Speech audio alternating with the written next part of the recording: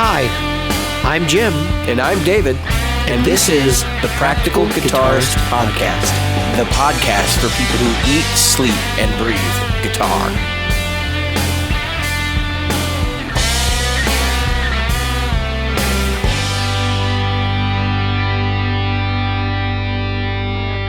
Good evening, Jim. Good evening, David. There are some really important details that we're going to discuss tonight about a very important topic. And that important topic is full Kemper. We're not going to talk about that yet. We're getting there. We're going there. So I wanted to show I got something new this week. This is new. This is old. And this is spring loaded. Yeah. Which is awesome. I didn't even know they did spring loaded ones. And I actually came across a video where a guy was like, yeah, I use a spring loaded EP1 for my Kemper. And I'm like, wait a minute. Spring loaded? You mean like Bad Horsey 2 wah? Because I miss my Bad Horsey so bad. When I found out they did spring loaded, I went to Mission. And I was like, where do I get one of these? Because I can't find them in stores. And they were like, you can order them directly from us. And they said, if you're, looking to place an order, they're, X amount of dollars, I think they're $170. And then he comes back and he says, but we have 6 now in the, in our outlet store.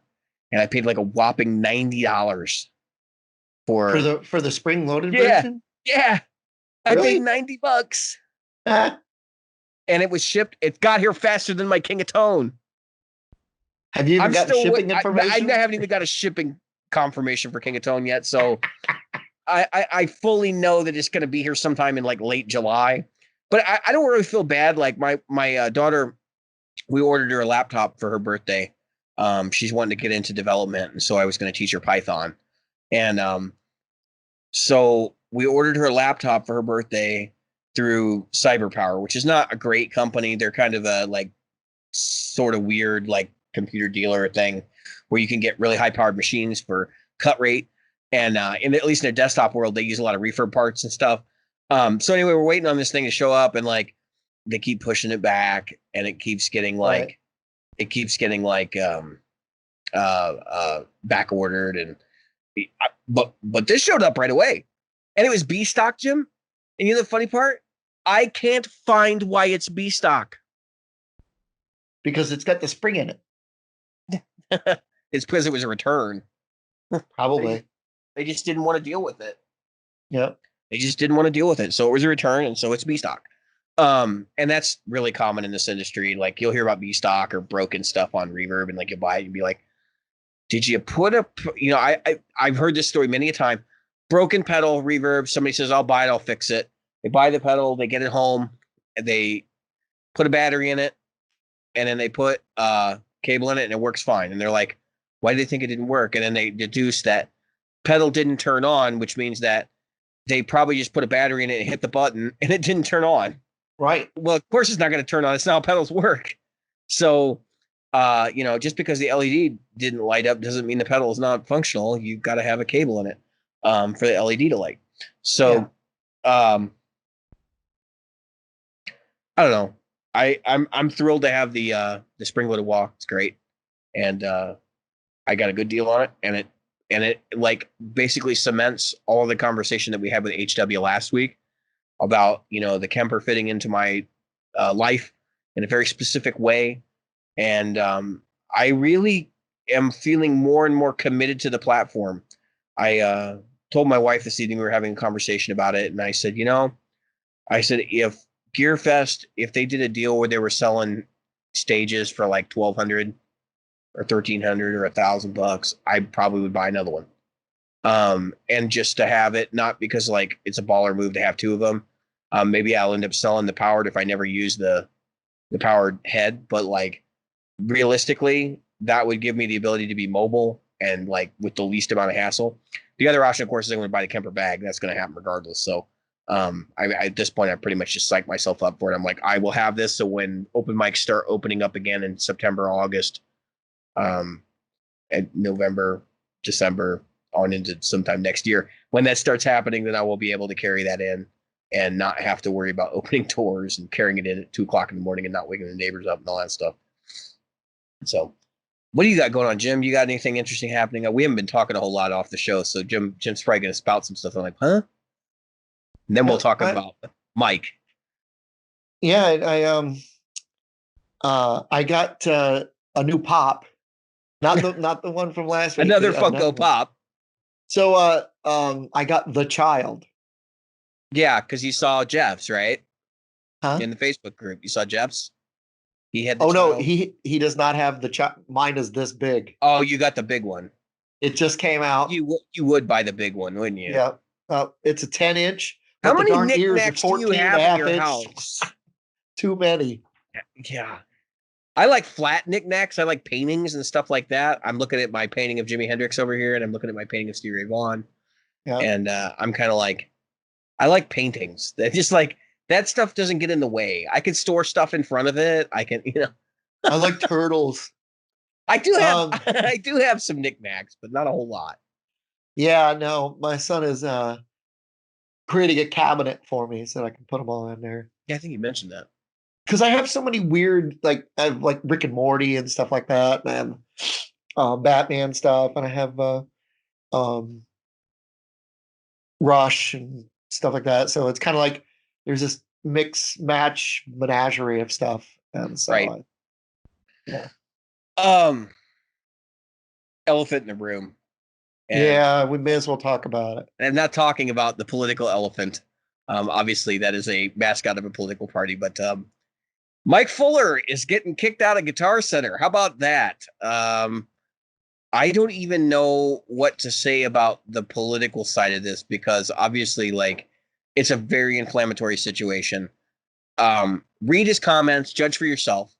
But here's the deal: like, he gets kicked out. He says some stuff that offends some people, which we've heard this story before, right?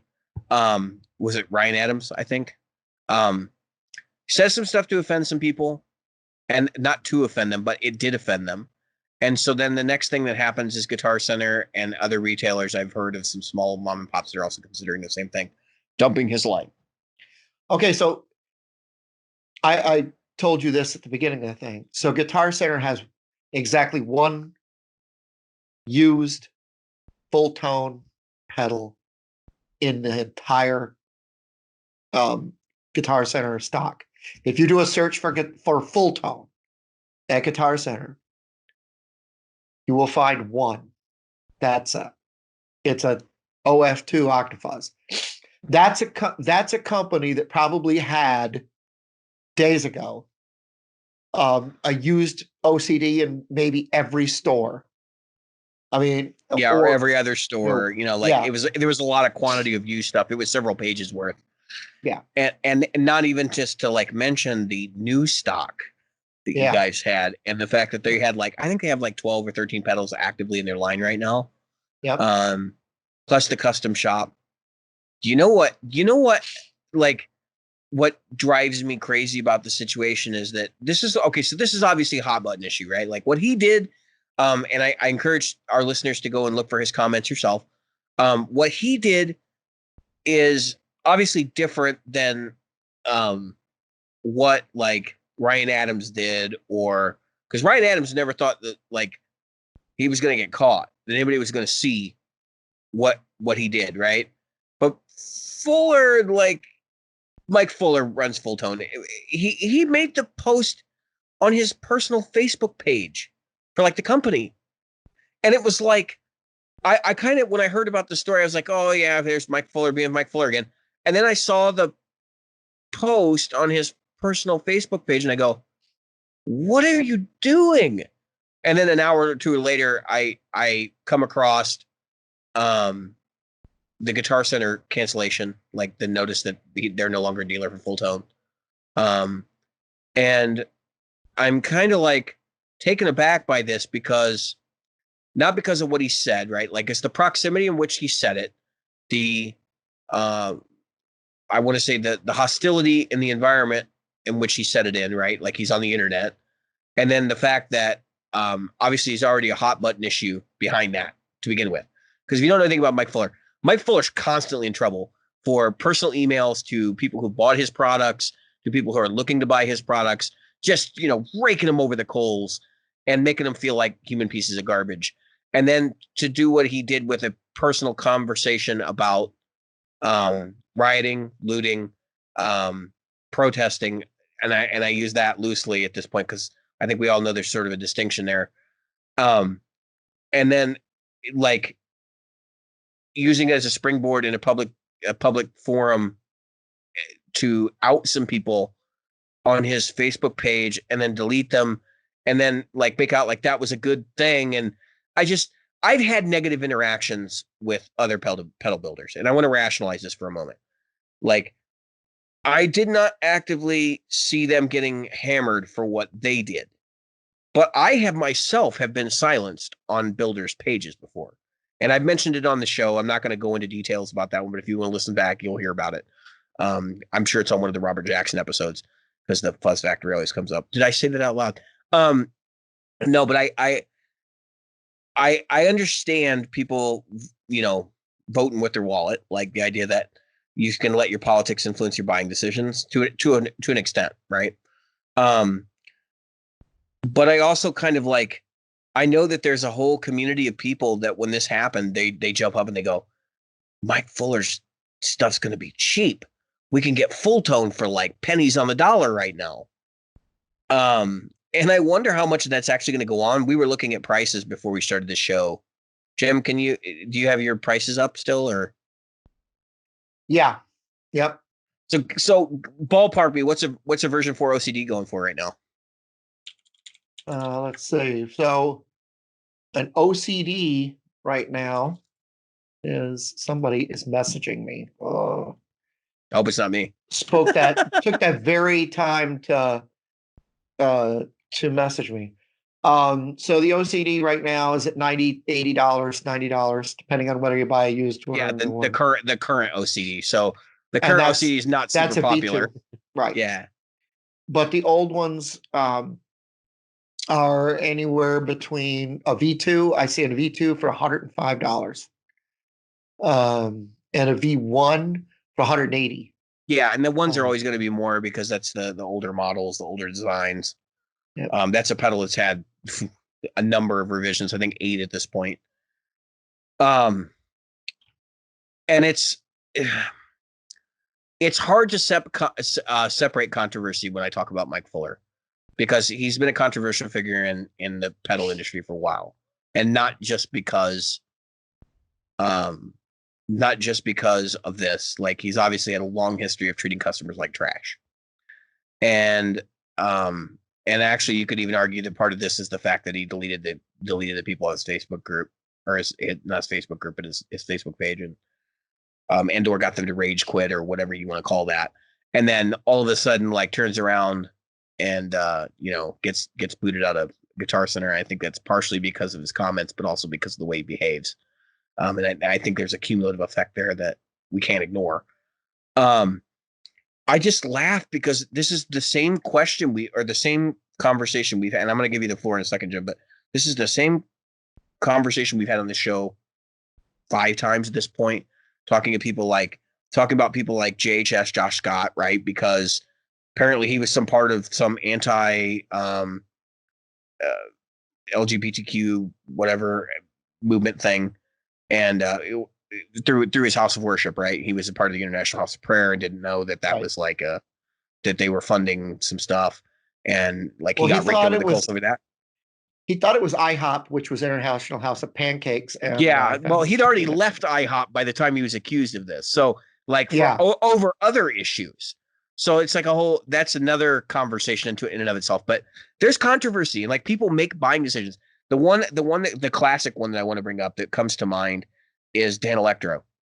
So back in, I want to say it was like 2007, 2008, Dan Electro was coming out with the Cool Cat series, and people were like really popular. They were really excited by the Cool Cat, except that everybody sort of knew the Cool Cats were knockoffs of other pedals that already existed. And they were all getting excited about these pedals until they realized that like the owner of Dan Electro, I forget his name, was spending a bunch of money to like fund anti-gay rights groups or something. And then I can remember that blowing up on Gear Page and everybody being like, I'm destroying my full tone pedals, or not my full tone, my Dan Electro pedals and he's a piece of trash and all this different stuff was going on at the same time. And it's just really funny to me that was going on. And like, now people are buying Dan Electro again. Nobody really actually like voted with their wallet the way that they probably should have in that case, given the, the moral ramifications of, there's one thing of saying something versus giving money to a group that like is actually doing something. I think that's more close to actually, taking a negative action. But I can't help but wonder like how many opportunists are going to take advantage of the fact that Full Tone is going to be dirt cheap, probably for the foreseeable future. I mean, I have a couple things I wouldn't mind having from them that I would buy them secondhand. So really Mike's not getting any money out of me, but it would be like the Tube Tape Echo, for example. Let's see what that's going for. I'm going to be an opportunist for a moment. I mean, they're still about $1,000 used. So, yeah. All right. So there have been some call outs of people to do stuff so that if they're playing a full tone, they say, hey, we can continue to play it, but we're going to continue. I'm going to say something that might throw some people aside here. They just need to realize that somebody else said this. Yeah, this is what I'm just repeating.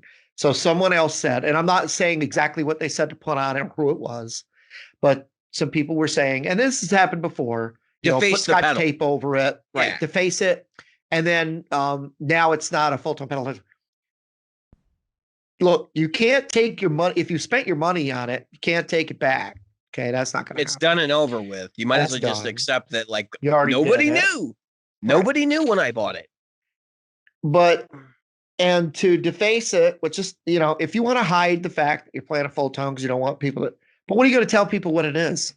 If somebody asks, if you are a famous musician, which I don't see these people as being famous, but I can't imagine many of our listeners are famous.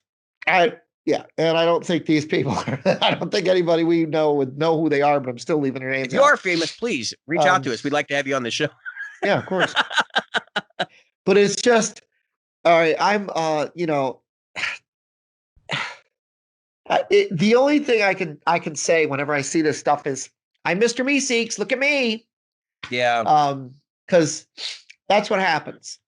Don't worry about that stuff. Look at me, look at me. And then calling people out and say, you should buy pedal Z because of some other reason, and that reason having nothing to do with tone. Well, who buys pedals based on something that's not based on tone? There's plenty of pedal builders. Dude, there's a whole industry of... Oh my God. That's what kills me, is there's a whole industry of people that literally put pretty graphics on pedals and then pretend like it's something new. Right. And yet, usually when we hear about that, what do we say about it? What does the pedal community say about that? What does the guitar community say about that? They get all up in arms. You're not supposed to do that. You're just, you're saying or putting something. They pretend like it's not. Well, they pretend like it's not even a clone of something. Like that's usually what happens. It's like, oh, it's so cool. I like the art so much that it's not really this thing that I said it was. Right. But then there's what it is. Right. But then there's the other side of it, which is cool, which is turning something into your own, like people who buy skins for Kempers and stuff like that. Right, buy skins. Things. Yeah, that way you can play it with a Batman symbol on it. I mean, all right.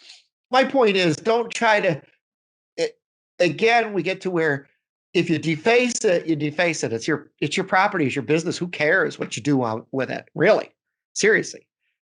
Draw a turd on it for all I care. I mean, it's yours.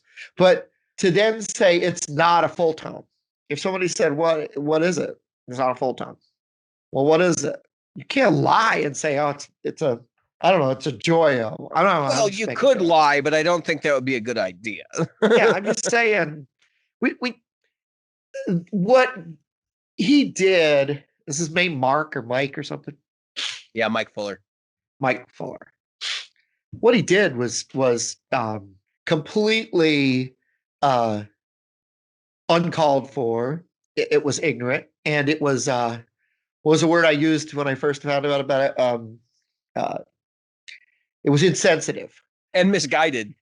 and misguided. I mean, everything that he did was insensitive. It was misguided. It was ignorant. It was. But you know how many freaking flaky people are true geniuses? I mean, that's just some. There are a lot of They flaky usually people that have are true other problems. geniuses. They have Yeah, lots of other problems. Usually if you're very intelligent, you lack something else. right. And he definitely lacks people skills. The guy is a He jerk. just, from a million miles away, he lacks people skills. Honestly, if So he reached out to us, he's one of the few people that if he reached out to us and like I want to do an interview on your show, I would probably just I'd be like, you know what? yeah, I don't need no, the controversy that's going to generate. There's not a whole lot of people that I would throw into that category, but in his case, I would be like, you know what? I really don't want to. I mean, I've used his products. Like I don't feel ashamed for having no, had an OCD, a mini Deja Vibe 2, a full tone catalyst, which my wife bought for me as a Christmas present. Like I don't I have no qualms about having owned those pedals. Do I feel frustrated that he's had that money from me? Yeah, a little bit. But you know what? It's like I own a Kiesel. I'm not a big fan of Jeff Kiesel either. right. Well, There's a whole lot of that kind of stuff out there. I lived in true ignorance about the guy, to be honest with you. And so I owned a full tone. He had there's a double distortion pedal Yeah, that the he GT has. the GT50 or No, whatever. full tone, full drive, full drive. Oh, the full drive. That's the overdrive, Yeah, right? the overdrive. That's what I was thinking of. Because he also So the has the full tone, full GT pedal. drive. So Yep. I had the full tone, full drive two, and the full tone, full drive MOSFET. I traded it for a MOSFET. I also had a Clyde Wah, not the deluxe, but a Clyde Wah mhm. that I liked. I did like it. I like my Wah now better. There's just a little something about where it cues that I like more. But at that time, I liked my Clyde Wah. which So which wall do you have again? I have the slash, Oh, that's right. You have the slash one. Right, right. yeah, the slash signature red one. For whatever reason, I was So thinking you had the Kirk Hammett. yeah, no, no, no. It doesn't have a foot on it that looks like a skeleton or whatever it is. That guy, that wall is stupid good. Like It I is know people are like stupid I don't want good. to have a Kirk Hammett product, dude. Yeah, That wall no, is really that thing is good. really good. Yeah, there's nothing wrong with that one. This one's made by who is it? Who is it that makes this one? MX, not MXR, Dunlop. Dunlop. They make all the Yeah, crybabies. yeah, and I like it. So I don't complain. But I'll be honest with you, I wouldn't know Jim Dunlop if he whacked me up in the back of the head and Well, say, he's "Hey gone. Jim, I'm He's right here." gone. Oh, there you go. I He just wouldn't know died that. like last year. I think we I just honestly did on not the know show. that. I'm sorry. I'm We sorry talked to. about it on the show, Jim. Oh, yeah, okay. I Um, probably did. Oh, that's right. That's right. We did discuss it. It was last summer, right? yeah, it was a titanic loss for the guitar community for the Yeah. guitar like equipment community specifically. But yeah, Yeah. Jim will be. So again, I don't know who's in charge of Boss, who's in charge of MXR, who's in charge of Dunlop now. I just don't think about it. It's Yoshi It over at does. Boss. Yeah, I think it is. Well, there's Yoshi. The Yoshi I know is Yoshi P, and he's in charge Ikigami, I of think. Final Fantasy 14, and he's our producer for that. You know, I don't think about. I mean, Brian Wampler, right? He builds the Paisley drive. I, Yeah, I but have you no know him idea. because he does his YouTube channel. Like Right. if you're That's the not in only front of reason. your company, like it's not like Mike Right. Fuller has ever been like really out in front of his company. He's Right. relied on dealers. His sales method is really like conventional. He's relied on dealers to sell his product. Right. And I can remember when people were talking about the OCD and they were talking about the mid Deja Vibe and stuff, and I go to the website and I would watch the little like quick time movie clip that's up there, and I'd be like, yeah, that sounds okay, but it doesn't really even because it was like cell phone video. And I'm like, what is the deal here? And it was just he didn't see any need to invest money in like actual audio clips. And he's related, I've heard, to Robin Trower, which is why Robin Trower uses so much of his stuff. Robin Trower's got a signature overdrive for him, etc. And I have heard it's because like he's Mike Fuller's like uncle or something. I don't know the whole story there, but there's some sort of relationship there beyond just like an endorsement deal. So, and actually, I would credit Robin Trower for putting Mike Fuller on the map. you know, if Oh, you're well, buying. I thought I was muted. So I Yeah. was reaching over for my mute button. Yeah. Yeah, I gotta, there's a lot of that stuff. I mean, and that's the thing. We're not gonna be able to pull back time. I think that's what people want to do. Is this thing about like pulling back time and saying, okay, no, the OCD didn't have anything to do with anything. Oh no, I didn't. I don't have an OCD. They're throwing it in the garbage or whatever. I'm not gonna go out and buy one. I'll be honest with you. Like I'm gonna you, I don't have a. I'm gonna say something really controversial. I don't want people to realize. I want people to realize I'm being controversial for controversy's sake, just so I can inspire an interesting thought. And it may not change your opinion. I'm not trying to change your opinion. I'm just saying this is an interesting way to look at this dilemma.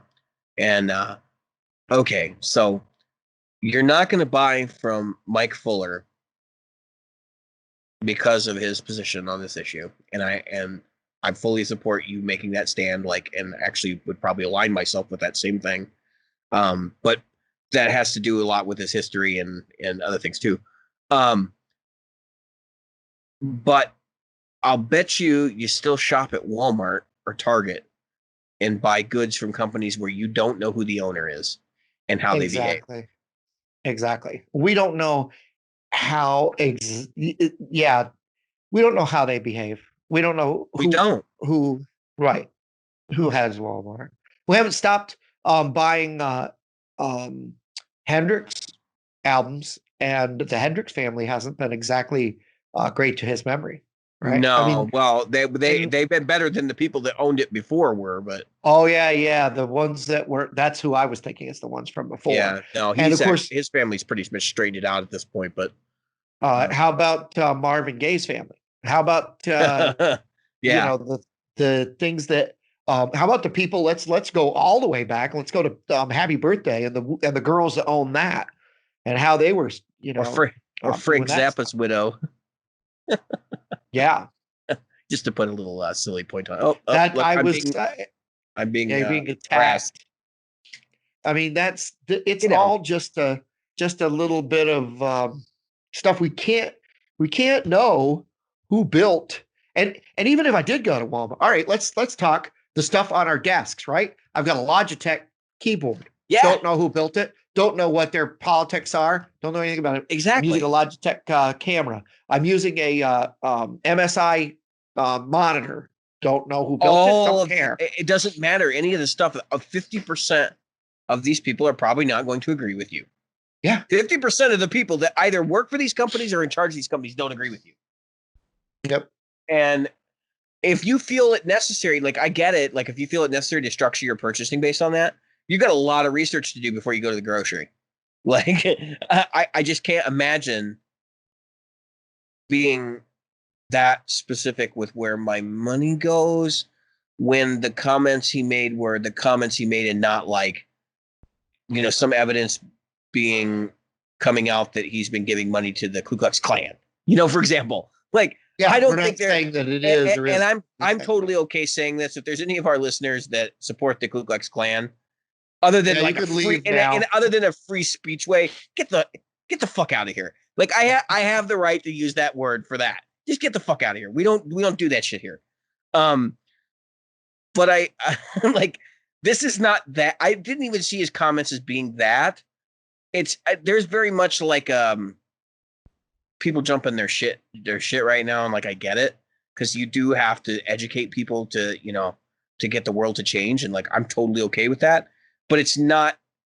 Look, you have to be very careful about how you make those leaps, and I just feel like Guitar Center's doing what they got to do, and I'm not upset with them.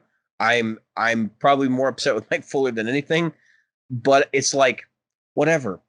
In 10 years, somebody's going to pick up one of these pedals in a pawn shop and they're going to be using it on stage, and no one's going to care about the history of that pedal. And so it's gonna blow up somewhere, and everybody's going to be buying them. It's like the John Mayer effect, right? Like he buys something and everybody buys it. I'm not saying that it's going to be somebody from this period that does that, but it's happened before. It's going to happen again. And I, the thing is that the next what's the word I want? Um the next person who does, or didn't John Mayer, I don't want to say uh, he's a bad guy or a good guy.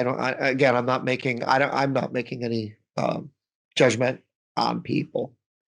I'm just saying that John Mayer said some stuff that people found as offensive or insensitive a while A back. lot of I don't want to people, repeat what it was. everyone makes insensitive comments in some capacity or another.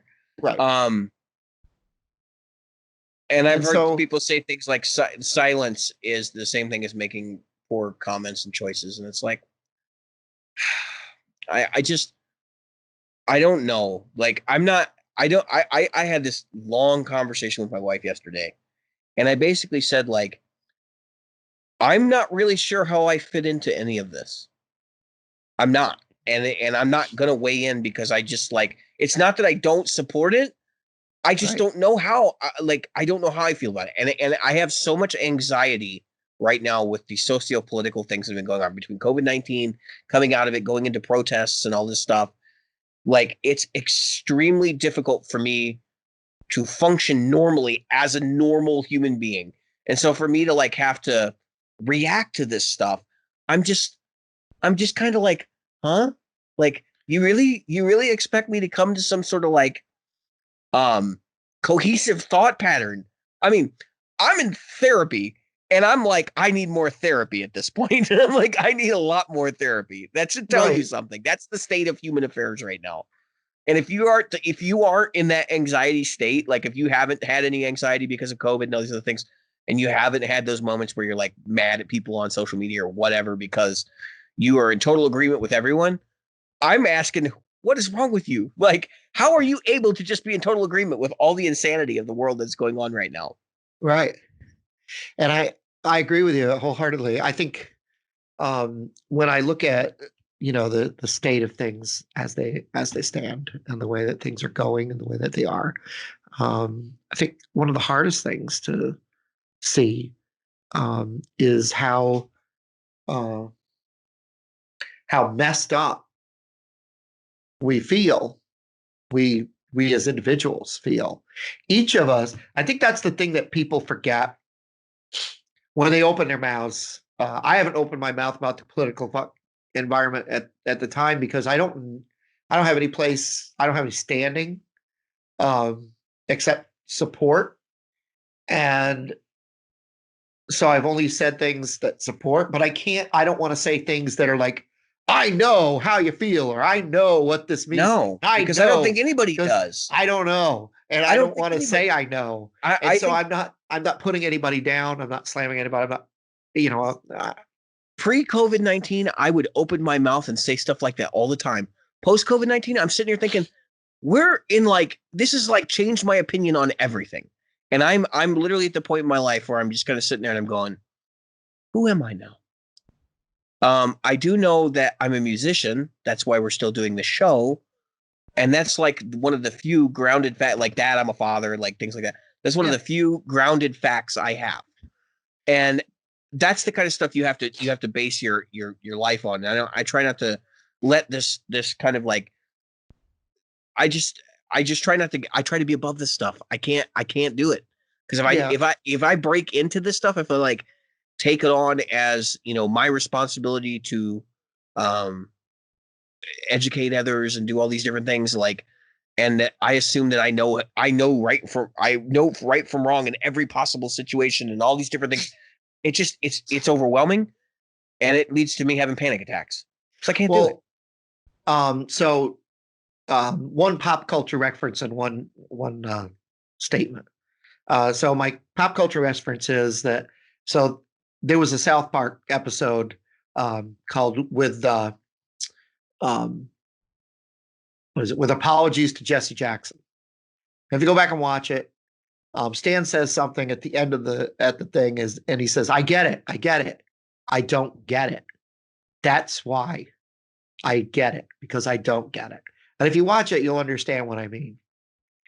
In other words, I can never understand or get what the anger and frustration is that's going on right now. I don't get it. But that's what I get. I get that I could never get it. and I understand why.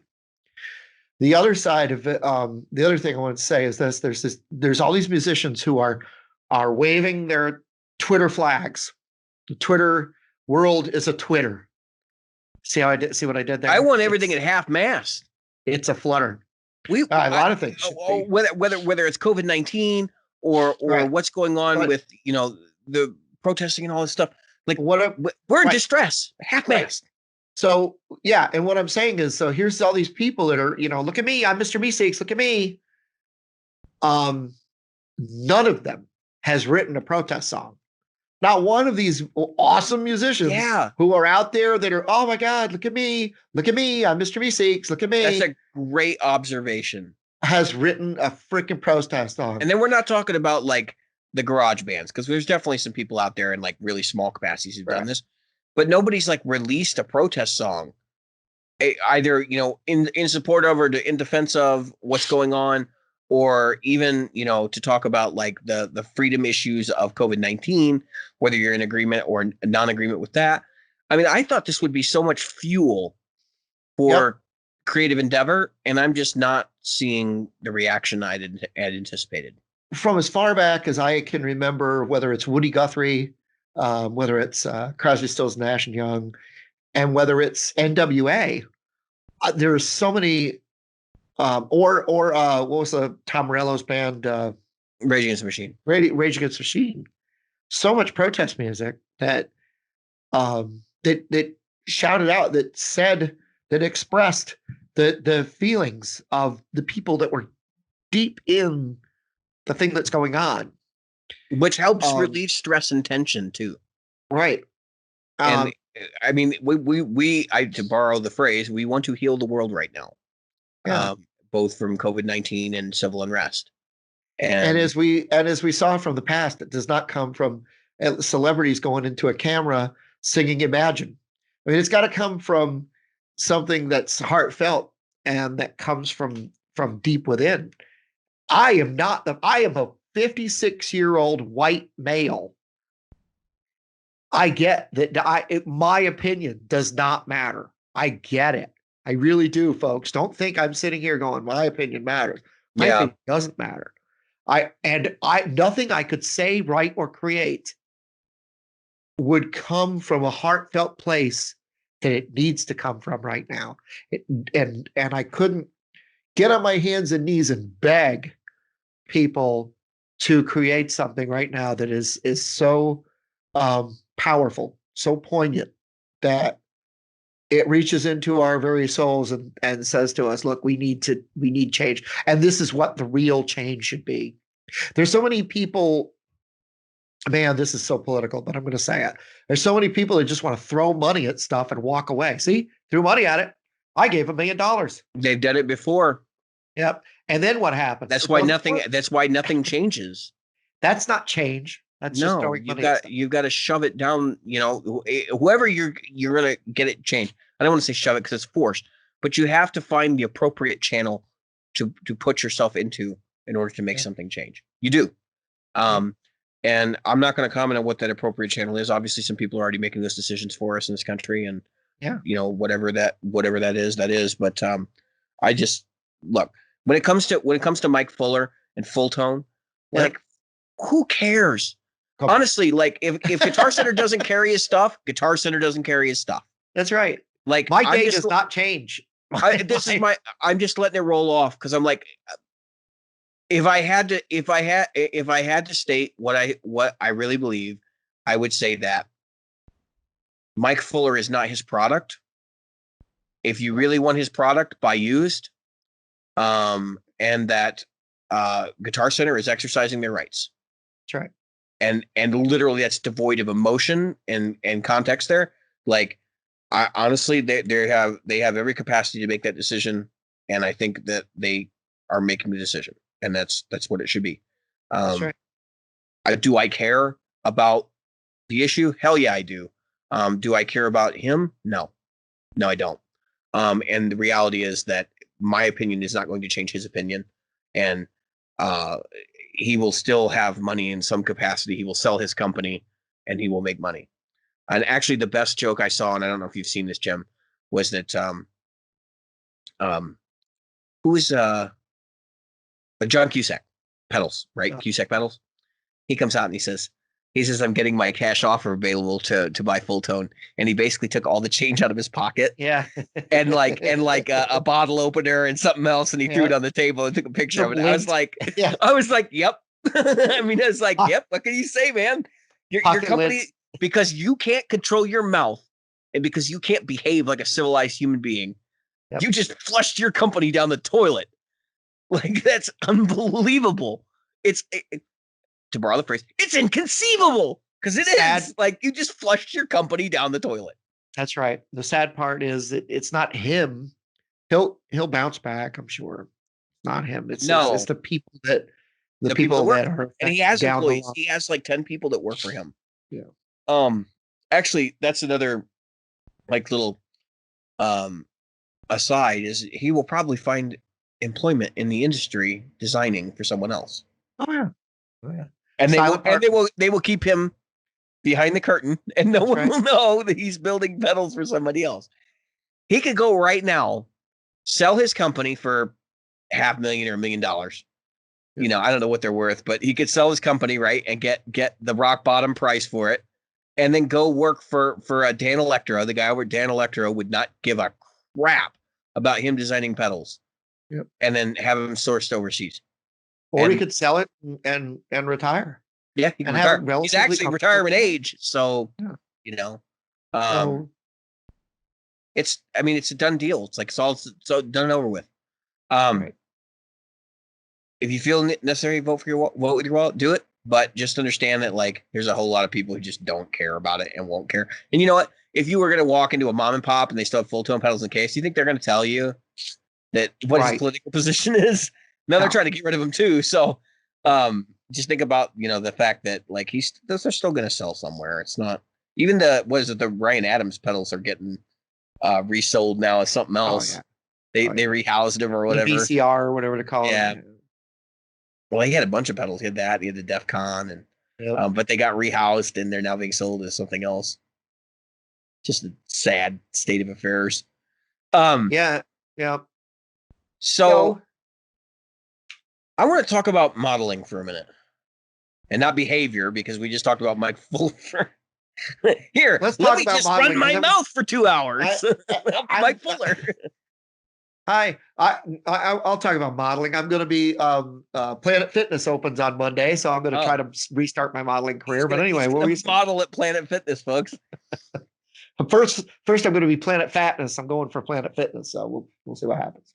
So I've been having an interesting conversation with show listeners, right? And one of the comments that I got from somebody was that you kind of reversed your opinion on modeling when HW was on the show, and I've been going back and forth on how the Kemper fits into my life, whether I prefer to play real amps, what that means to me, as a player. And I've been doing a lot of soul searching actually, and I'm not really totally in alignment with what I'm going to say, but I'm feeling like this is more of a means to an end than it is just like an ongoing debate. But I know it is still an ongoing debate, and it will be for the foreseeable future. But the idea that that modeling has hit this what I call the singularity, right? Where the modeling has now achieved the same level of tonal flexibility as a real amp. And it brought up some interesting discussion, and I think there were some things that were pointed out in this conversation that are they're worth noting. It's like this has been an ongoing topic on the show, right? I'm sure most of our listeners are probably have stepped their foot into modeling, but they're not committed, right? They still got a tube amp laying around. They might have a solid state amp laying around. Like, they're still got some analog stuff. They got analog pedals on their board, that kind of thing.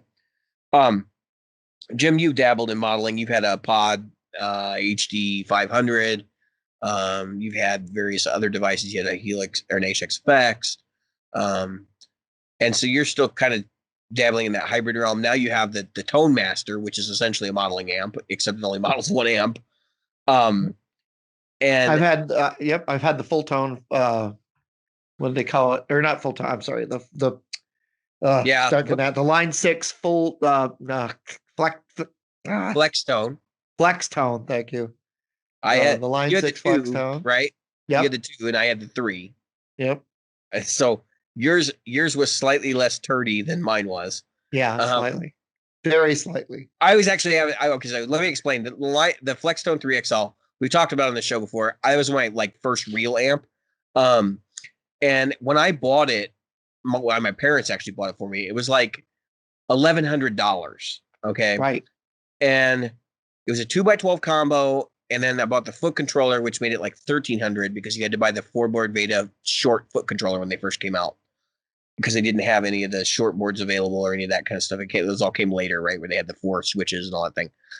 So I get this thing home and like, um, I lived with it for I mean, it was my main gigging, my main amp for probably 12 years. And but less than that, probably 10 years. Okay. And I noticed that it had a distinct lack of bass, and I did all these things like I ran a rack and I had a sonic maximizer in my rack running in stereo because I had a stereo effects loop on the amp, and I could tighten it up and do all these things to it. But I was always using external gear to like make up for the inadequacies of the amp. And then I suddenly realized one day, um, it was the speakers. The speakers in that amp were so horrid that there was no way that thing was ever going to sound good. They were what they called Celestion C12P. I think it was C12Ps. I think that's what they called them. And they were supposed to be a modeling speaker, like a flat response speaker, so that you could superimpose cabinet models. But here's the thing: they were flat response, and I can tell you why. Because they gave you the ability to defeat the cabinet on the amp itself with the cabinet modeling. What does that tell you? That tells you that the cabinet modeling is applied over a guitar loudspeaker. Right. And the speakers that were in it, the C12Ps, were really Celestion T75s, which are, a lot of people like those speakers. They're not my favorite. I would rather have greenbacks, but they were T75s, and then they cut off all the bass. And it was like, that's how you make a flat speaker? It was like, what?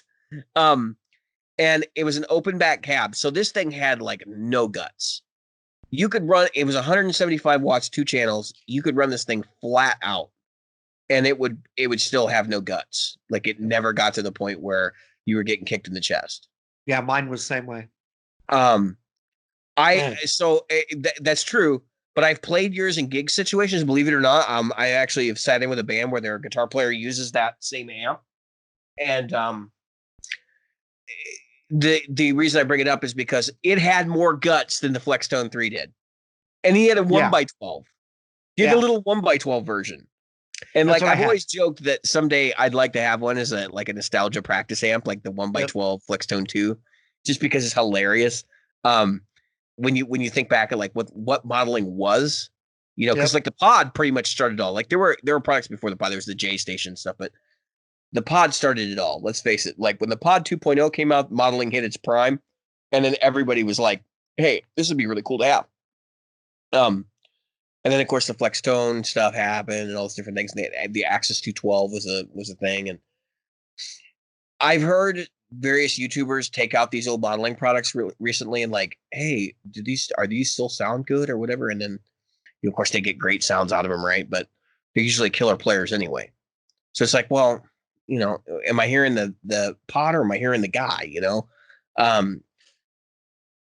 I think I could probably get a pod 2.0 and make it sound good, to be completely honest with you, because I've got experience with the product, but it's just like, I wouldn't do it again.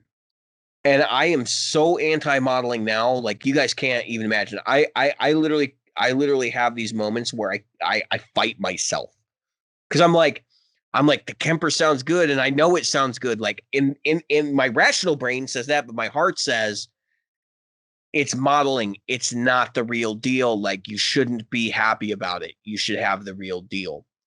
And it's like I'm literally at war with myself over it because I've had such a negative experience in the past with digital modeling gear that when you finally find something like the Kemper, the Helix, the Axe Effects that actually does what it says it's going to do, and it does it reasonably well, like it does beyond reasonably well, it redefines what that is. You realize that like so much of this is personal preference. And I had that epiphany right before the episode with HW, a couple hours before, watching some of his videos, and I was thinking like, did I hit the singularity where I started to realize that, you know what? It doesn't really matter what it is. I know how to play it. And it goes back to that Line 6 Flextone 3 XL I had, because I started out on modeling. I had a Brownsville practice amp before that, and I had a keyboard amp before that. Those were my amps. And then when I got that Flextone, I thought that thing was awesome for the first couple of months I had it. For a year I had it, 2 years I had it. And then as I got older and more mature and started to realize, like, no, it doesn't sound as good as this guy that I used to play with, or this guy that I used to play with, and they're all using tube amps. I started to back off, and then I started to look at like what the professional players were using and realizing, like, no, the only guys that were using digital modeling were like the first call, like local bar bands and stuff. And then I realized, like, this is really not pro gear from the sense of pros aren't using it. And at that time, I'm not thinking endorsements either. Like, the fact is, those guys are endorsed by the companies that have the stuff that they use, and that's really what drives that commentary and conversation. But now I sort of know, like, there are pros taking Kempers out. There's a lot of pros taking Kempers out, particularly people that have like very high profile careers in music. There was a prog metal band. I think it's Trivium. I think that's their name. Who uses nothing but Kempers. They have 3 Kempers in a rack. That's their rig. Yeah. And the logic behind it is, like, we control every aspect of our sound. We literally give it to front of house, and they're mixing levels. Yep. And I mean, when you think about it from that perspective, you start to realize, like, I've spent how many years of my life twiddling knobs and not getting what I wanted. I bought a Kemper. I started to get what I wanted. I can get what I want out of it. And here I am second guessing it because I'm like, it's not authentic. That's the most ridiculous thing. Like, this is not like the same debate as, hey, I bought I've got my hand in my Kemper. It's out of the frame. It's not the same thing as I bought a Chinese pedal and it's a complete knockoff of this other American pedal that everybody likes. And so I feel guilty because I didn't reward the original builder and for their design and all that. It's not that. Like, I don't have that moral dilemma downloading profiles of somebody else's amp. And I'll tell you why, because number one, I'm downloading somebody's interpretation of that amp because obviously they set it up and they dial it that way, right? We had that conversation with HW. And by the way, if you haven't listened to the HW interview, what are you doing? Pause this, go over, open a new web or new tab in your browser if you're on a browser, and open up his video and watch it. If not, wait until the end and then go back and watch it because it's great.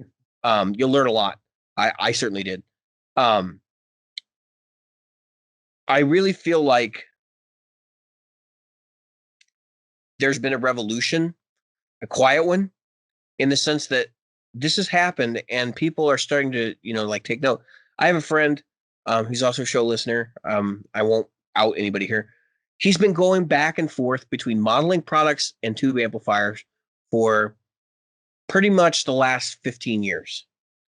And he's had he's got 2 great tube amps right now. And he's also got an XFX product from Fractal, right? And he's coming to me today saying, it sounds really good, and I'm putting it up against the amps that I actually own that it does, and they're super close. And they're, the difference is like 3 to 5%. And my commentary on this was 3 to 5%. Like, we spend 90% of our time chasing that last 1%. And I believe it. I believe it's absolutely true. I have spent more time dialing in equipment than I have actually playing the instrument. Yeah. And so when you find the thing that works for you, don't fight yourself about authenticity. It doesn't matter. Like, it doesn't matter what it is. Just accept that it works. It does what you want it to do, and play the freaking guitar. I mean, honestly, I could spend hours downloading and tweaking presets. The conversation I was alluding to with HW and why the Kemper is not really an issue with privacy and stuff is more or less that, you can buy piracy rather. You can buy somebody's amp profiles. The Kemper doesn't allow you to make an amp. It allows you to sample an amp basically. Right. And even then you're sampling it at the settings and the signal chain and the room it's in and all that stuff are all variables of what it's going to sound like. And you will spend money buying other people's profiles. It's going to happen. I mean, I thought, I'll just get everything out of the rig exchange, and I found some cool stuff. But I'm not so thrifty that I'm like, man, I'll just use this other amp that's sort of like a JCM 800 because it's not an 800. No, I want an actual 800. Like, if I'm going to do it, like, give me the authentic 800. Give me an 800 sound that's actually worth it. I look at it in another way. There are things we use. There are tools, right? So our amplifiers, just like our guitars and everything else, is a tool. So this is what I see. There are the tools that inspire us to continue to play, but there are also the tools that allow us to do what we need to do. And I honestly see those things as two different things. It's kind of like there was a time when I would compare operating systems, right? Windows and Mac, for instance. Windows is more like a generic truck. You can haul milk one day, and you can haul bread and cheese the next, or you can haul cattle, right? All you got to do is put it in there. Where Macintosh is more like you're going to haul these specific things that we allow you to haul because that's what we put on here. So, especially in the day when I was first getting into Mac, okay, Mac had Mac and Mac products, and that was it. Yeah, there was like a whole crew of software developers that did nothing but develop for Mac, and if you wanted software, those are the people you had to buy from. That's right. You didn't buy from anybody else. So, let's put it another way. You might have, let's say you have a little extra money. You have 2 cars, right? Let's say you're a race car driver. You don't drive to and from the track on the same car that you drive around the track, right? No, that's why they have a daily driver. That's right. So, and if you're a person who has a little extra money, you might have a Corvette in the garage while your Honda sits out in the driveway, right? So what's my point? My point is one of those is inspiration and the other one is the daily task. But you definitely have 2 cars, right? Mm-hmm. So you might have a set of Snap-on tools, and those are the ones you use to work on your really good stuff. But you also might have a set of DeWalt and Craftsman in the house, and those are the things you use to tighten up your own. Listen to Jim hating on DeWalt. I like DeWalt. I have a whole DeWalt kit. What do you see back behind the screen back here? There's a toolbox that's like 4 compartments high. It's like a meter off the ground. Yeah, filled with Milwaukee tools. Yeah, I've got DeWalt in a big bag and a little bag and a side bag. But you see my point, right? So we might use generic things for some stuff, and we might use more expensive stuff for other stuff. And I can understand how people can get caught up in the I gotta play this amp. It's gotta be this one. Well, Gibson's slogan is "Play authentic." I mean, yeah. I mean, it's built on the same. It's predicated on the same principle, right? Right. That there's a difference between a Gibson or a Gibson that's made by somebody else. Like, even if it was the original spec, Right. And there are those who tell me that they believe their Gibsons are just as good, and I have to believe that to them and for them. At least in some cases, some of those Gibsons might be just as good. That's right. If you get lucky, win the lottery, and find the right builder over in China to make them for you. Right. Or you get the right one off the line. But the point is that is not going to inspire me. That might be the one that I take to the gig, but it's not going to be the one that inspires me. And that's the difference. And some of us need, right. And some of us need inspiration on stage. Others need to just get the job done on stage. And I'm not saying that a Kemper can't inspire. I think a Kemper can be inspirational. And the reason I think a Kemper can be inspirational is because with a Kemper, you're allowed to be 25 different amps, and you just may not have the ability to have 25 different amps, whether it's that one night or 25 different nights, you know? That's part of it. I think the other part is that it actually allows you to do things that you can't do in the real world. Right. And people, like, it opens doors. There was another thing I was gonna add to that, but go ahead, go on. Well, I want to end it with my part of it with this. There are people who sit down, right? And they say, I've got to play this authentic amp. Okay. You got your authentic amp and my 42 pedals that are in front of it. And one of them is a Big Sky, and one of them is I know because I watch these Sunday morning things because I got in church, and I'm like, I can't even hear the guitar player because he's so washed in stuff. And I'm not putting down. Please Yeah, don't. they're trying to sound like a the Big keyboard Sky. pad, like a keyboard pad. Right. But their sound is so padded by the time it gets to the amp. Do you know what the crazy thing is though, Jim? Like when you listen to those mixes and you're like, I can't hear what they're doing. Yeah. If you've ever had the ability to like sit with somebody while they're mixing that, or like even just to listen to it, and they hit the mute button on the guitar part, everything falls apart. Yeah. It's hilarious to me how much of it actually will fall apart. It is based on the fact that the guitar is doing pad stuff. That's right. It is there. That's exactly right. But what I don't hear is guitar. What I hear is pad. And that's what. Right. They're using it to do that. That's what I'm saying. Like it's being used in an unorthodox way. That's what makes me sad. That's why the Pog is so popular, like pedals like that, because they allow you to do those kind of synth effects.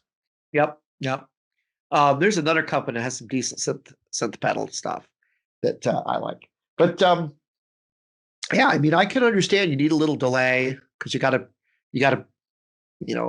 synthesize the fact that the room has a little bounce. Yeah. Or you need or you need to push the amp a little harder, so you got an overdrive. I get that. Let me share with you like the latest trick. And this is something that I don't really think exists in the real world. So how many guitar players that don't use a rack, which is pretty much everybody these days, right? Have a stereo widener where they can actually make their guitar bigger in a stereo mix by using a widener, or just adjust it. I don't do that. What I do is I have a delay. It's set to about 17 milliseconds, or 20 milliseconds, and it's a stereo delay. And I basically I cut a lot of bass off of it, right? And there's a reason for that. I cut a lot of bass off it, and I'm very selective about where the bass cut goes. And then I mix that in with the regular guitar signal, so it's like a doubler. But because the Kemper allows me to go in and dial in like some modulation and stuff, I can actually make it more like a doubler. And I use this as part of the. I have a button on my board that I use for like a lead boost. In front of this, I run a mid boost EQ with like 1.5 decibels of gain, or 2 decibels worth of gain. I hit that when I'm doing a lead, and it engages both a fattening from the doubler, and it makes the sound bigger. It fits the mix differently, and the mids push through, and suddenly you can hear me. And I don't think there's a pedal that can accomplish that right now. That doubler effect. I know there's like the mimic and stuff, and those are like true doublers, because that's not really what I'm doing. What I'm doing is actually more akin to like automatic double tracking. There is the Keeley 30 milliseconds, 30 ms or whatever, which is supposed to emulate that. I haven't experimented with it, but I just sort of feel like I can program all that stuff in the Kemper. Like I don't even need to go buy the new Keeley 30 milliseconds. I can just use it. Yeah. And the other thing is, it's like my imagination runs wild. Like I can do things in there, and the workflow. That's the inspiring part. That was the other part I was gonna talk about with inspiration. if you're going to sit down and tweak a guitar amp, there's only a finite amount of things you can do. Yep. If you're not happy with your sound, you're not happy with your sound. There's no more models like a traditional tube amp. There might be other modes. You might be able to get like 75% of the way there. You might have pedals where you're pushing through it, but even that's limited, right? The whole idea that you're going to put a metal zone in front of a Fender Twin and make it sound like a dual rectifier is just absolutely preposterous. It's just not going to happen. I've heard some good tones doing that, by the way, putting a metal zone in front of a Fender Twin. But I will say that like it's always going to be a bit of a compromise. And I think the Kemper is a compromise, but it's a way smaller one to being able to do that. Now, do I use the Kemper to its fullest ability? Do I use all 500, profiles that I can load in there or whatever? Right. No. No, I don't. But I'm starting to and I'm getting to this point where it's like, somebody suggested to me, make a performance for every song you do, have, the 5 separate, basically what are equivalent to snapshots and helix for each one. And then use that as to get through your songs, verse, chorus, bridge, whatever. And I kind of feel like that's a good approach, but I'm also like, I really want to keep my core sound kind of the same. So what I was doing in Helix was I'd take my main amp, which is the model I use for everything. And then I would pair it with another amp to vary the sonic signature. But now I'm kind of thinking no, you know what? I'm going to have to just maybe I'll use the same post effects and maybe use a different amp out front. And then I can have a Friedman BE for something, or the Dirty Shirley, which by the way, he mentioned the Dirty Shirley when he was on the show. And that's quite a good model that he's put together. I feel like that's a better, more it's a more extensible approach. It's more useful for me. And the other thing is that, when I record, I've been complaining back and forth about, I need another 7-string because I need to be able to do doubles and all this. I don't need that. I can just use different amps. Honestly, the profiles are different enough that I can get away with that. So here's what it is. Yeah. Yeah, I agree with you there. I look at it in a way that allows me to, like I said, it's like a painting with numbers, right? We're not painting by numbers, but painting with numbers.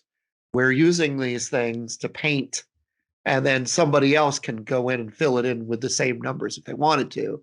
But the fact is that every brushstroke you do is going to be different from what a brushstroke that somebody else does.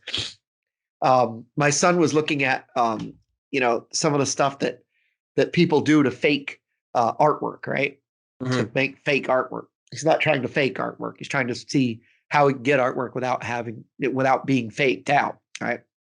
So if you know the strokes, let's say you were going to buy Starry Starry Night, right? You would have to have the ability to know that you were looking at a real. Yeah, you'd have to know the way that he painted it, and you can tell that. If you've ever looked at an oil painting, you can look closely at it and determine which way the strokes went, even in other paintings. And then there's ways to be able to tell, you can get prints, but are you getting second printing or third printing or fourth printing? Because each one goes worse. So he's looking at how you can look at those things. And again, that speaks to copying and copying and copying and copying. And I think what has happened over the years, I'll go back and I'll listen to a song. I've been listening to Barracuda, obviously, a lot. And I've been listening to Don't Fear the Reaper. And I didn't, because I was listening for the cowbell. In the thing, it's so loud. The cowbell's so loud in that meme that Saturday Night Live did, right? Right. Yeah. But it's really suppressed. I liked it before that skit, by the way. Yeah, I loved that song. So I always loved that song. And so I had Agents of Fortune when it was brand new. I was just gonna say, you were alive when that album came out. I was not alive. I was in high school, I think, when Agents of Fortune came out. And I remember listening to Don't Fear the Reaper, right? And what was that, 78? Sounds right. So, when you hear that cowbell in there, and you but then you start paying attention to what the guitars are doing and all the starts and stops. First of all, it's a faster song than I remember. Yes. It's actually pretty fast. And secondly, the stuff the guitars do when he builds and builds and builds on that, I was like, oh wow, this is so incredible.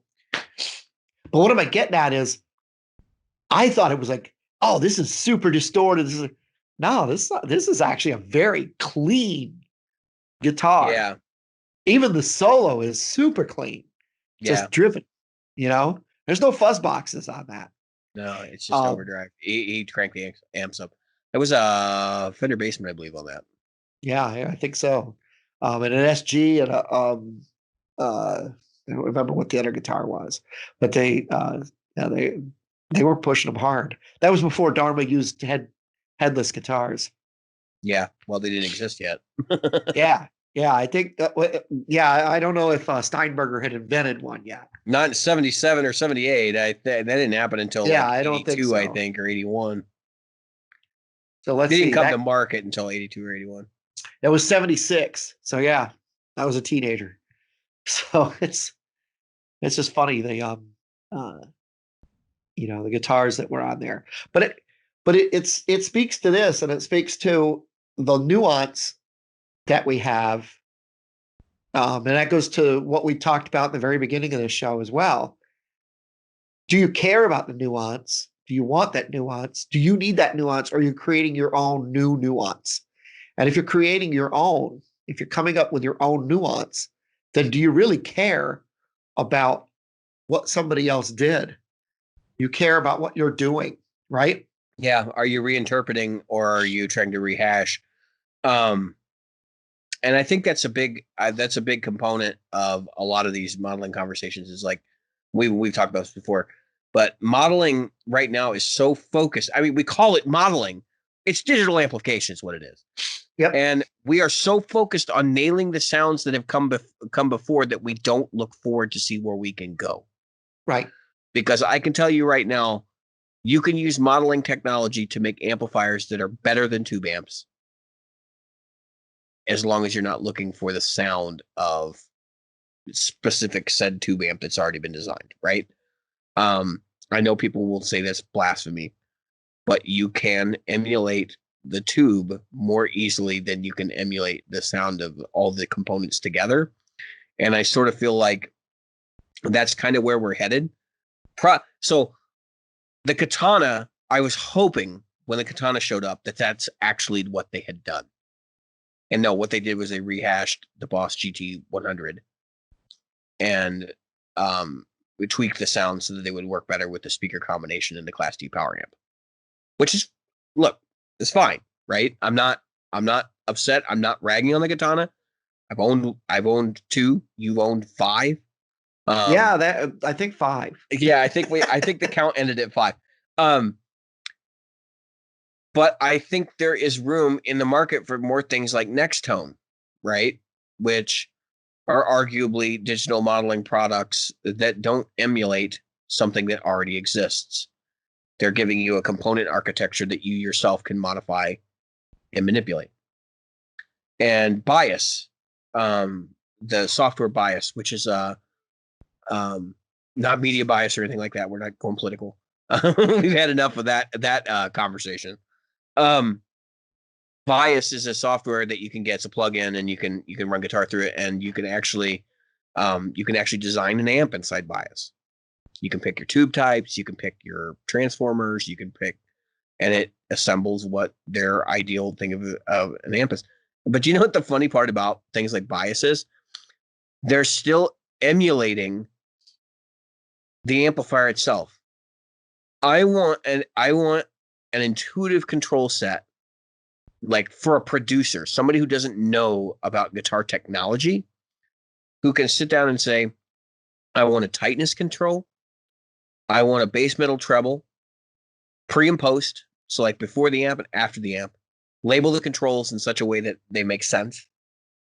I want gain stages that are switchable. So if I want to add a gain stage, I press a button, and maybe like some contouring for each gain stage that are available on buttons.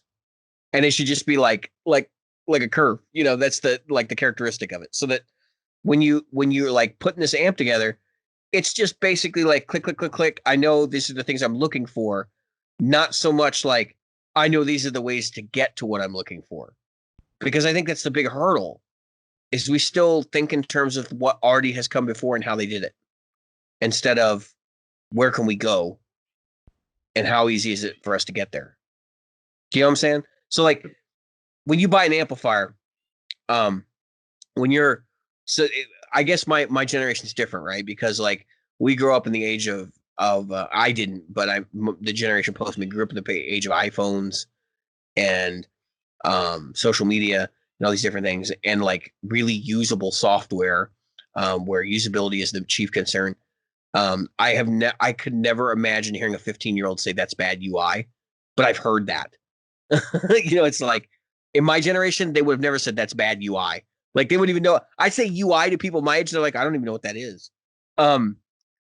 Which is kind of hilarious to me too, because we are part of the information age. Like we basically Right. developed it, right? And there's still people in my age group that are like completely devoid of knowledge on it. But I feel like we haven't tackled the usability side of amplification, and that it's a hurdle for people who are younger to get into guitar and not have something be intuitive. Like when you pick up an amp, my wife and I go back and forth all the time. I say it's a dark sound. She goes, "What does that even mean?" Like that sounds brown to me. The famous brown sound analogy.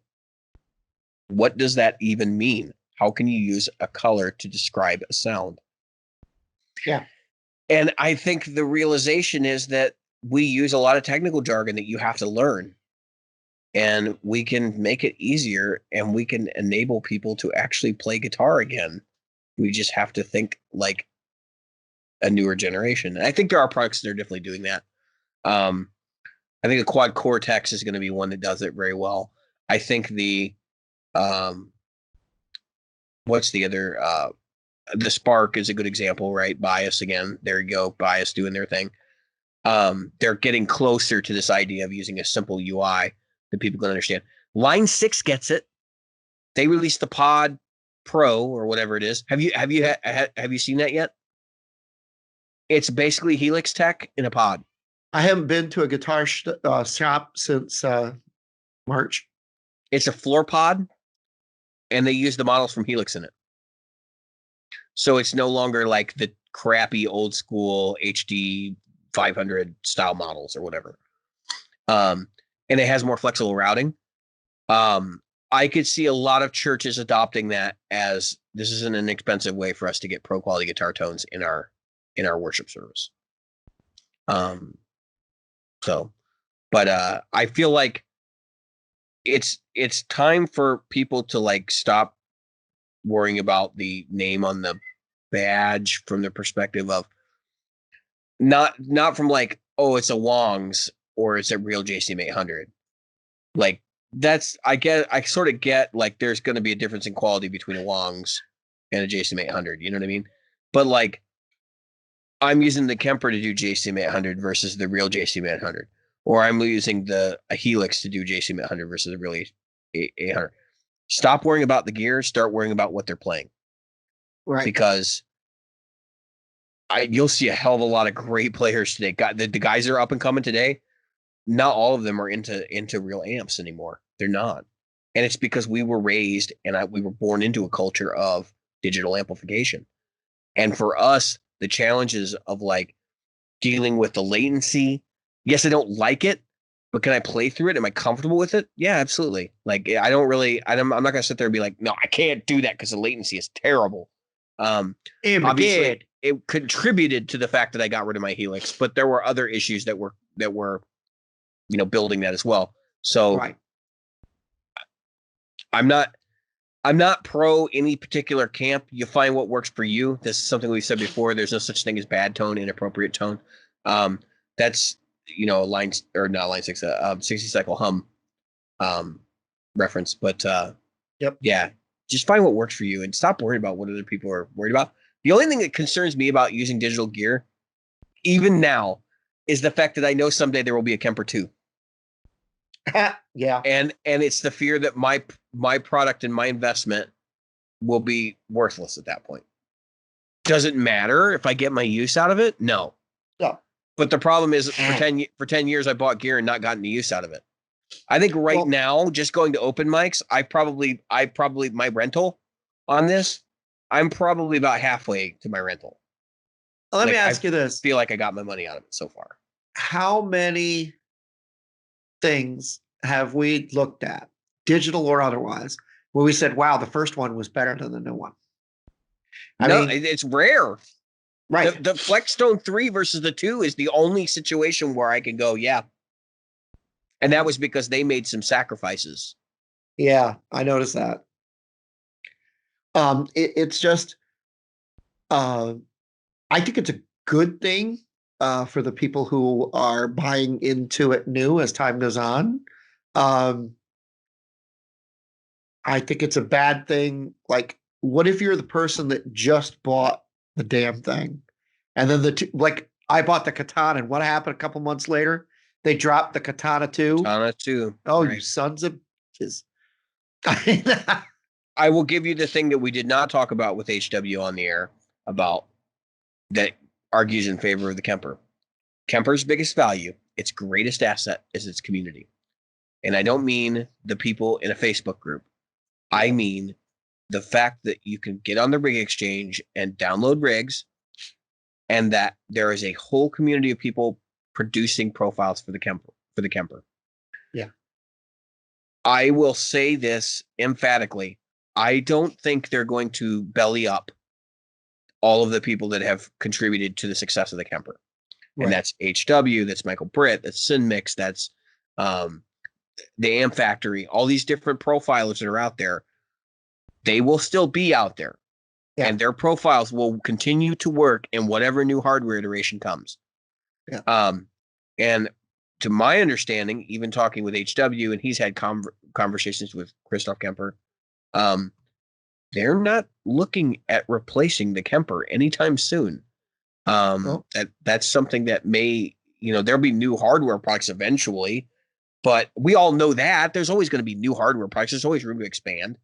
But that Christoph himself says that the platform is still sound, it has room for growth, and that they have features to implement, and they've been planning to continue to implement features because the cost of the hardware is how they make their money. When you would think about, when you think about the fact what did he say? They're using 40% of CPU? Yeah, we got to be careful about that conversation because I think there were things being told that we probably shouldn't mention. But yeah, no, so that's been publicly said.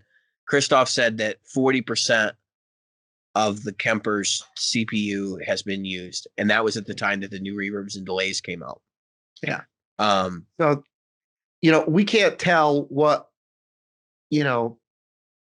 this one thing that they will add to percentages. We can't tell. No, we don't know. We don't know what that add is. But the thing is, right. So 40% of the CPU's resources have been used as of delay and reverb.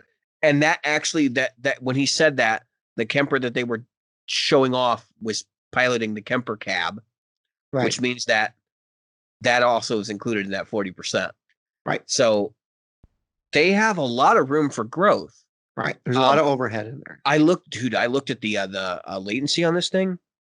It's between 1 millisecond and 5 milliseconds with 3 average. That's like industry defining latency. I think maybe the only people that might have a head up on that now is Fractal. Yeah. And we found we did the Kemper, the Helix, we did the calculation. It was much higher than that because of the ins and outs and the loop and depending on how you run it. So, obviously it's different. Yeah. Other than plugging directly into the amp, you're not going to beat that. No. So, just saying. No, I mean, hell, my DAW has more latency than that. Yeah.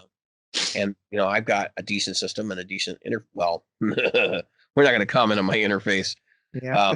PreSonus will not be getting my money again. Yeah. There's no endorsement there, and no love either. Nope. Yeah, I'm through with PreSonus, but I'm happy with the Focusrite. Yeah. I mean, I could see myself, like I said at the beginning of But the episode. I go to Apollo when I step up. I'll be going to Apollo. So I was looking at their devices. The only problem I have with their stuff is it's walled garden.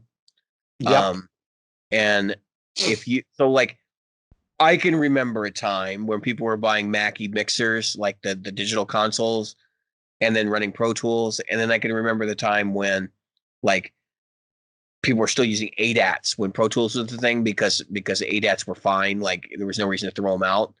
Um, and I look at the Universal Audio devices, their line of products, and I go, this is great right now. What are you going to do when you have to open a project from like 5 years ago and you don't have a UAD product to run the plugins? Right. Are you going to continue to buy the rack mount unit just so you can run their plugins? Like Yep. that's nuts. We're literally investing in a product that is going to be obsolete and basing our creativity on it. That just seems crazy to me. Because you're going to have to redo all those plugins with, like software based plugins at some point or something. You can't, I mean, unless you print it to tape or print it to the track initially, Yep. you can't, I mean, I'm not advocating, I guess this is what I'm telling you. If you're using UAD products, I'm not advocating you do anything but print to track the effects that you can put on the input. Can I know we got to end soon because we've been going for a while. I got to right at an hour and a half. Yeah. Yeah. So I want to say something about folks and the weird way they are with audio, video too, but audio especially. All right. This is what I find weird. I look at people who run digital pedals with an analog amp and say that's their analog. The same way as I look at a person who buys a record player and then listens to it with Bluetooth. Okay, Yeah. I'm saying it's not the same thing. Well, but so you get what I'm telling you though, right? Like the wall guard, you understand that concept. I'm going to explain No. I know. I'm talking about a completely different thing. Okay.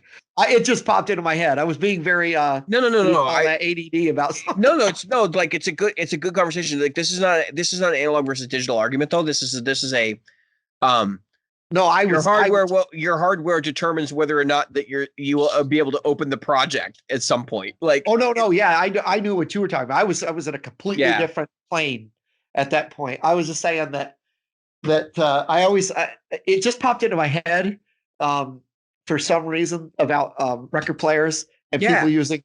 I think it's because I was at Walmart and I saw a record player with Bluetooth, and I'm thinking, we got 15 minutes. We got 15 minutes. This is what we're talking about. So you got an excellent point, and I've heard this a lot, and it kind of drives me crazy when I hear it. Guy comes into the music store, walks up to the counter, says, I'm all about analog. What do you got in terms of delay? And the guy behind the counter says, well, we got this Boss delay, and we got this, he goes, well, how many milliseconds of delay is the Boss delay? And he says, 2 or 7 or whatever it is, right? Like big long number, right? He goes, well, that's great. He's like, how much is the analog delay? I think I'd rather have the analog delay.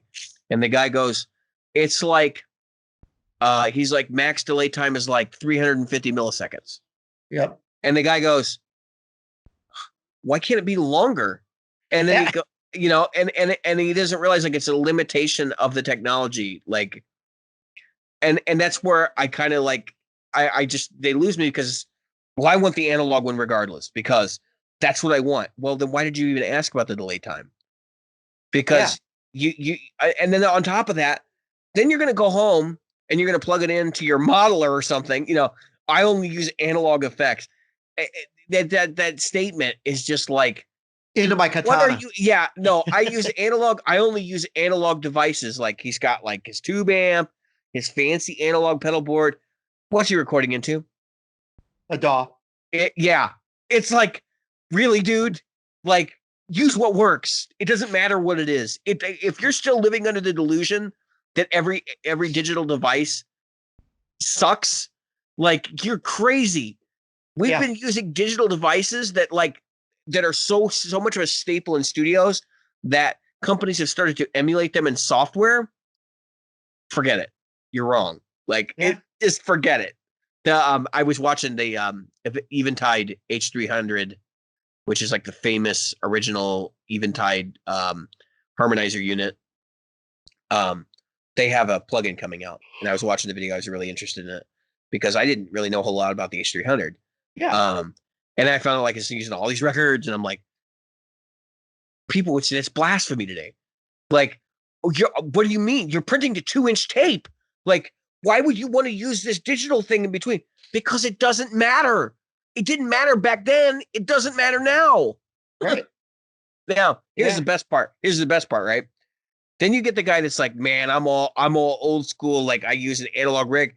And you look at his board, and he's got a Boss like DD3 or something, you know, like the old one, the one that I forget which DD it is, but it's the one of the first Boss digital A's, the one that's kind of like it's kind of gritty sounding, and you're like, that's not analog. And he goes, yeah, he's like, but yeah, I really like that sound, you know, that old, like the old gritty, like delay sounds, a vintage style thing. And you go, dude, you do realize that you're buffering your signal and it's being converted to digital the whole time you're plugged into that pedal. It's not like you're mixing in with the analog signal.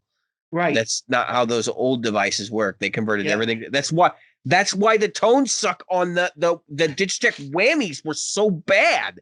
Right. Even the guys that use the WH1, like the original one, they have a loop switcher that's like under their heel. So when they use it, they click it on so that it's not like in the. That's right. They click it in and out of the loop because it sounds terrible with that unless it's bypassed. Horrendous.